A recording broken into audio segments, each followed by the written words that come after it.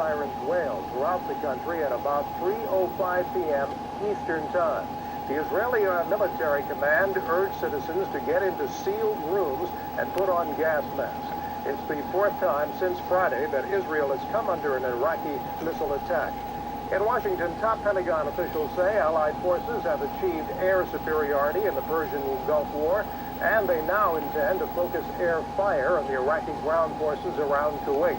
Chairman of the Joint Chiefs of Staff, General Colin Powell, described Iraq as an ingenious enemy.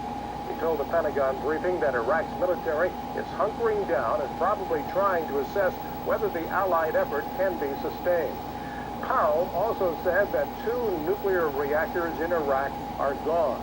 Defense Secretary Richard Cheney said there may well be surprises ahead, including Iraqi airstrikes, terrorist attacks, and more missile attacks.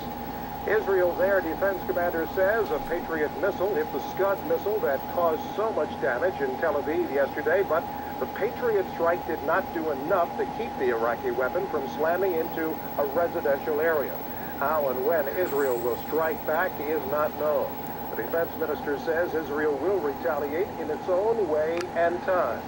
The U.S. says Israel's request for $13 billion in new economic aid will be given full consideration.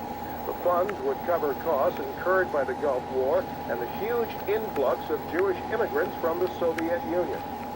President Bush telephoned Israeli Prime Minister Shamir expressing his outrage about the Scud. Forces are stepping up their attacks, meanwhile, on the elite Iraqi ground troops. Military officials say 2 more Allied aircraft have been lost, one a U.S. F-16 Fighting Falcon, the other a British Tornado. The U.S. pilot safely ejected and he was rescued in the Gulf. Britain says, though, the Tornado's 2-man crew is missing. U.S. military says it is